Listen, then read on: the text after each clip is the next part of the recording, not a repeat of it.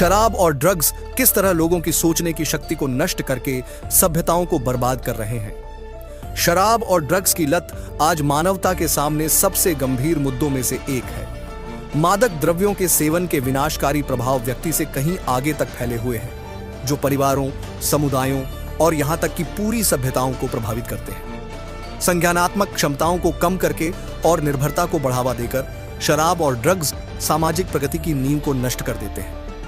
इसके अलावा इस बात के बढ़ते प्रमाण हैं कि बाहरी ताकतें, चाहे वे व्यक्ति हों, समूह हों या फिर भू राजनीतिक प्रतिद्वंद्वी, समाज को कमजोर करने के लिए जानबूझकर नशे की लत वाले पदार्थों के प्रसार में मदद कर रहे हैं। यह वीडियो बताता है कि शराब और ड्रग्स लोगों की सोचने की शक्ति को कम करके सभ्यताओं को कैसे नष्ट करते हैं।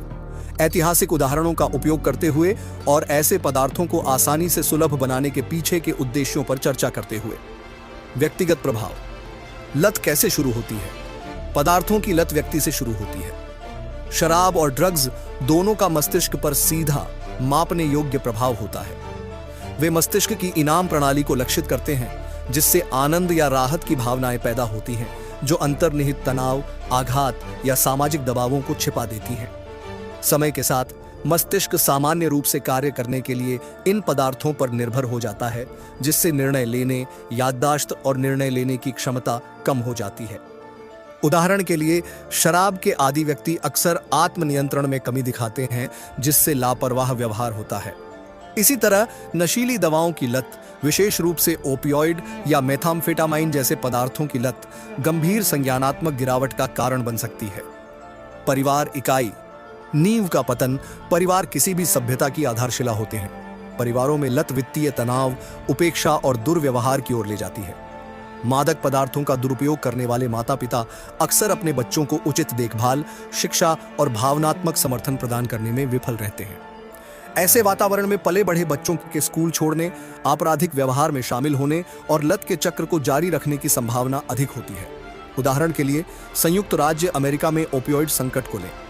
पूरे समुदाय तबाह हो गए हैं। माता पिता के नशे की लत में फंसने के कारण बच्चों को पालक देखभाल में रखा गया है। परिवार टूट जाते हैं और सामाजिक परिणाम विनाशकारी होते हैं। जब परिवार इकाई बिखर जाती है तो देश की नैतिक और सामाजिक नींव हिल जाती है। समुदाय।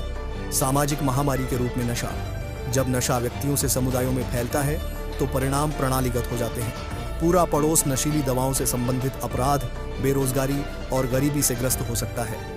स्थानीय अर्थव्यवस्थाएं, उत्पादकता में गिरावट, व्यवसाय बंद होने और स्वास्थ्य सेवा प्रणालियों पर नशे की लत और इससे जुड़ी स्वास्थ्य समस्याओं के इलाज की लागत के कारण प्रभावित होती है। अफगानिस्तान में हेरोइन महामारी पर विचार करें, जहां सस्ती और आसानी से उपलब्ध हेरोइन ने कई समुदायों को नशे के केंद्र में बदल दिया है।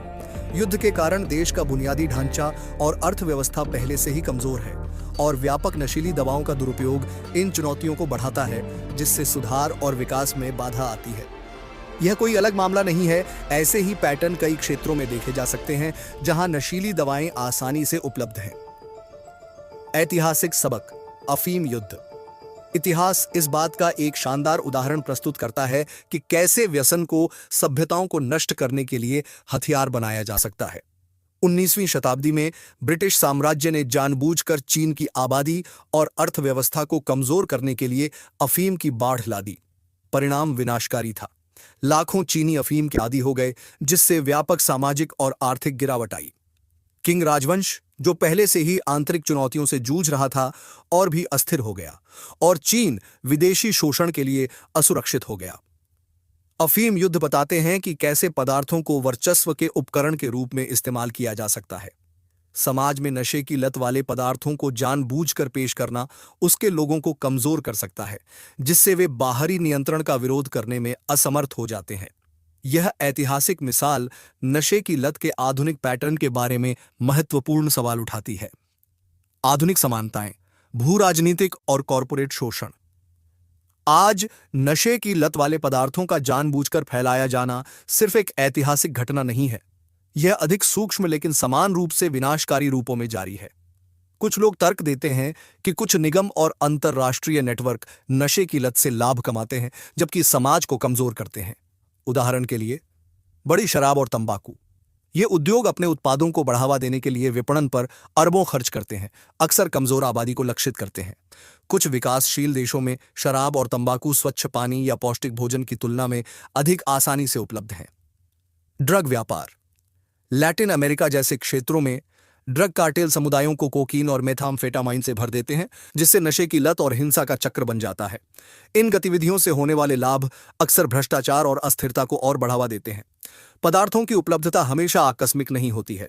बाहरी ताकतें, चाहे आर्थिक हों या राजनीतिक, तब लाभ उठाती हैं जब आबादी नशे की लत से विचलित और कमजोर होती है। व्यापक नशे की लत से जूझ रहे समाज में शोषण का विरोध करने या अपनी संप्रभुता का दावा करने की संभावना कम होती है। राष्ट्रों की संज्ञानात्मक गिरावट। जब व्यसन पूरे समाज में फैल जाता है तो यह उसके लोगों की सामूहिक बुद्धि और उत्पादकता को कम कर देता है। मादक द्रव्यों के सेवन से आलोचनात्मक सोच, समस्या समाधान और नवाचार में कमी आती है। ये सभी राष्ट्रीय प्रगति के लिए आवश्यक है। उदाहरण के लिए, नशीली दवाओं की महामारी से बुरी तरह प्रभावित क्षेत्रों में कार्यबल को लें। जिन क्षेत्रों में ओपियोइड की लत प्रचलित है, जैसे कि संयुक्त राज्य अमेरिका में रस्ट बेल्ट के कुछ हिस्से, नियोक्ता ऐसे कर्मचारियों को खोजने के लिए संघर्ष करते हैं जो ड्रग टेस्ट पास कर सके। व्यसन से विचलित आबादी के लोकतांत्रिक प्रक्रियाओं में भाग लेने या सामाजिक परिवर्तन की वकालत करने की संभावना कम होती है। इससे नेतृत्व में शून्यता पैदा होती है और भ्रष्टाचार और अक्षमता को पनपने का मौका मिलता है। आर्थिक शोषण। शराब, तंबाकू और दवा उद्योग में निगमों का अपने उत्पादों के लिए बाजार बनाने और उसे बनाए रखने में निहित स्वार्थ होता है। कमजोर आबादी को लक्षित करके वे सामाजिक कल्याण की कीमत पर भी मुनाफे की एक स्थिर धारा सुनिश्चित करते हैं। 2. भू राजनीतिक कमजोरी। इस बात के सबूत हैं कि कुछ राष्ट्र या समूह अपने प्रतिद्वंद्वियों को कमजोर करने के लिए नशे की लत का इस्तेमाल एक उपकरण के रूप में करते हैं। उदाहरण के लिए, पूर्वी यूरोप में हेरोइन का प्रसार और उत्तरी अमेरिका में ओपियोइड महामारी दोनों को अंतर्राष्ट्रीय ड्रग तस्करी नेटवर्क से जोड़ा गया है, जो लाभ और नियंत्रण के लिए कमजोर आबादी का शोषण करते हैं। 3. सांस्कृतिक वर्चस्व। नशे की लत वाले पदार्थों से समाज को भरकर बाहरी ताकतें उसके सांस्कृतिक और नैतिक मूल्यों को नष्ट कर सकती हैं। नशे की लत में डूबा समाज अपनी परंपराओं को बनाए रखने, बाहरी प्रभावों का विरोध करने या अपने भविष्य में निवेश करने की कम संभावना रखता है। समाधान। हमारी सभ्यताओं को पुनः प्राप्त करना। जबकि नशे की लत से उत्पन्न चुनौतियां बहुत बड़ी हैं, वे दुर्गम नहीं हैं। शराब और नशीली दवाओं के विनाशकारी प्रभावों से निपटने के लिए समाज को सक्रिय उपाय करने चाहिए। शिक्षा और जागरूकता। जन जागरूकता अभियान व्यक्तियों को नशे की लत के जोखिमों को समझने और साथियों के दबाव का विरोध करने में मदद कर सकते हैं। स्कूलों, परिवारों और सामुदायिक संगठनों को इस प्रयास में केंद्रीय भूमिका निभानी चाहिए। 2. विनियमन और प्रवर्तन।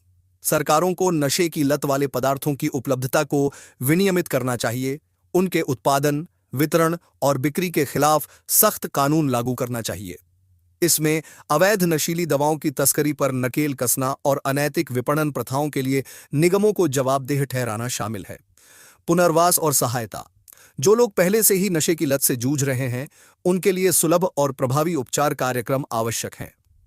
इन कार्यक्रमों में न केवल नशे की लत के शारीरिक पहलुओं को संबोधित किया जाना चाहिए, बल्कि उन सामाजिक और मनोवैज्ञानिक कारकों को भी संबोधित किया जाना चाहिए जो इसमें योगदान करते हैं। 4. समुदायों को मजबूत बनाना।